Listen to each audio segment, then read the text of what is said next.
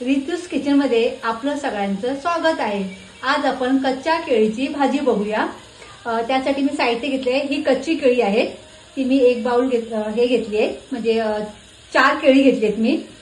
हे कढीपत्ता घेतलाय, मिरची घेतली आणि ओलं खोबरं 1 वाटी घेतलंय।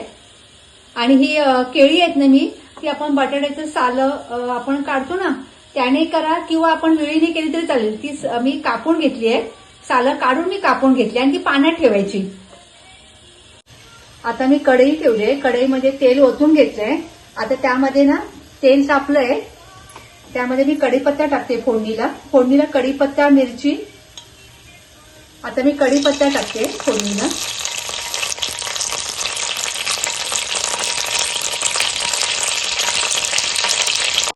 आता ह्या 4 मिरच्या घेतल्या मी।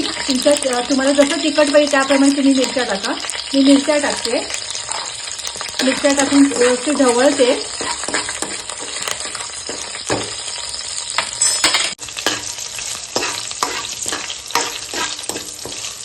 आता मी हळद टाकते अर्धा चमचा, ती पण चांगली ढवळून घेऊया, म्हणजे चांगलं परतून घेऊया।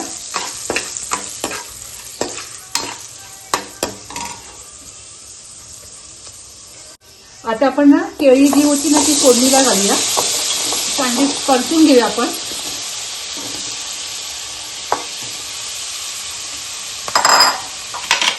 आता ही केळी ना चांगली परतून घेऊया आपण तेलामध्ये। चांगले तेल, मिरची, कढीपत्ता आहे ना सगळं लागलं पाहिजे ना मिरची वगैरे। आणि गरजेनुसार आपण जास्त पाणी टाकू नका, थोडं पाणी टाका। आता मी थोडं ह्यात पाणी टाकते।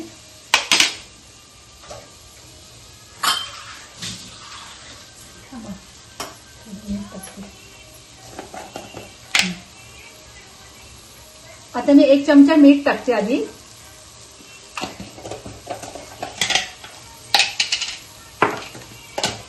मीठ टाकून चांगलं ढवळून घेते।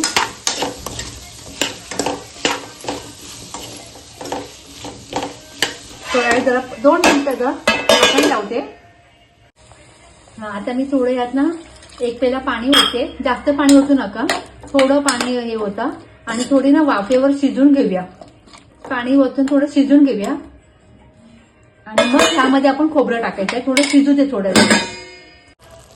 आता आपण ह्याच्यात ना थोडं खोबरं टाकूया,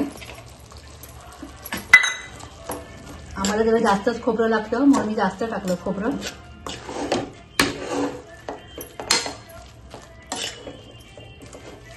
खोबरं टाकून ना आता परत आपण एक वाफ आणूया, थोडा वेळ झाकण ठेवून थोडं शिजू दे थोडा वेळ।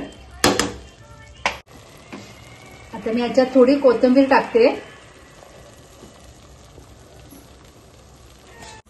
आता आपली भाजी रेडी झाली आहे। तुम्हाला कशी आवडते ती बघा आणि लाईक, शेअर, कमेंट करा। धन्यवाद।